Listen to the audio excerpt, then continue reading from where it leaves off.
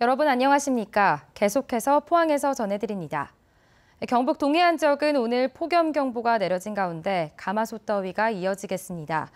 오늘 아침 최저기온은 24도에서 27도의 분포를 보였고 새벽 1시 기준 포항이 29.5도로 초열대야에 근접했습니다.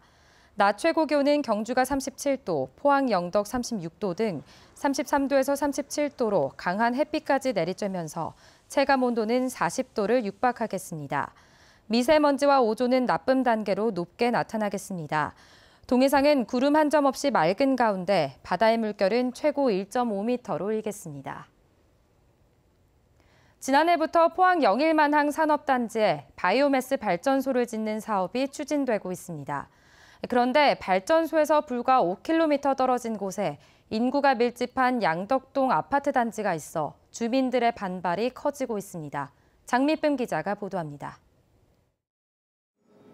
우드 펠릿을 태워 연료를 만드는 바이오매스 발전소에 대한 주민 반대 여론이 심상치 않습니다.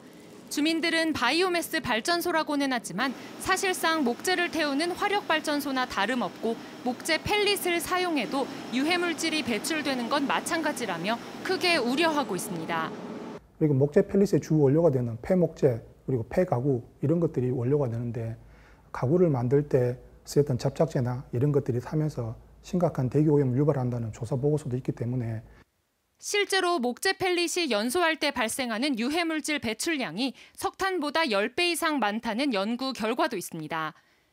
발전소에 영향을 받는 포항시 양덕동과 흥해읍 일대 주민만 10만여 명이 넘지만 주민 소수만 이 사실을 알고 있는 데다 최근 주민 설명회마저 파행을 빚는 등 논란이 커지고 있습니다.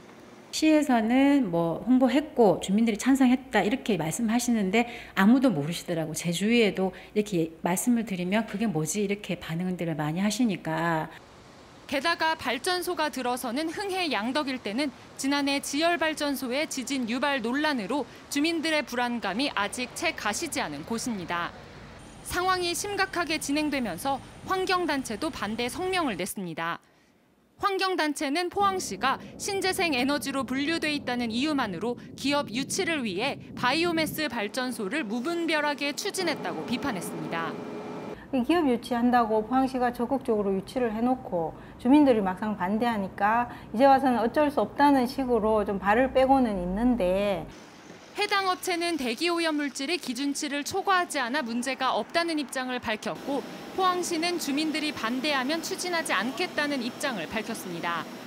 환경적으로도 또 많이 예민한 부분이 있고 해서 시민들의 의견을 최대한 존중하고 반영해서 주민들이 주거 환경권 훼손에 강하게 반발하고 있는 만큼 논란을 해소하기 위해서는 그동안 사업을 추진해온 포항시가 분명한 입장을 밝혀야 한다는 지적이 나옵니다.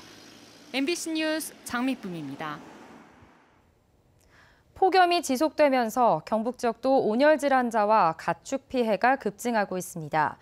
지난 2개월간 경북 지역 온열 질환자는 모두 64명으로 이 가운데 40%가 60대 이상이었고 대부분 열탈진 증상을 나타냈습니다. 가축 폐사도 잇따라 지난달 25일 이후 63개 축산 농가에서 닭 3만여 마리, 돼지 1,000여 마리가 폐사했습니다. 경북교육청은 연일 이어지고 있는 폭염으로 인해 도내 초중고교의 등하교 시간을 조정한다고 밝혔습니다. 포항 대해초등학교가 오는 24일까지 하교 시간을 12시 30분으로 2시간 앞당기고 양학중학교는 오는 20일까지 오후 3시 30분으로 하교 시간을 앞당기는 등 포항 지역 10개, 경주 4개 학교 등 도내 19개 학교의 하교 시간이 앞당겨졌습니다. 포항 도시숲길 개통을 축하하는 그린웨이 불회정원 음악회가 어제 도시숲길 분수대 광장에서 열렸습니다. 포항시립교향악단과 합창단은 베토벤 운명교향곡과 한국민요를 중심으로 한 코리안 멜로디 등 시민들에게 친숙한 곡들로 공연을 구성해 큰 박수를 받았습니다. 네, 이상으로 포항 MBC 뉴스를 마칩니다. 여러분 고맙습니다.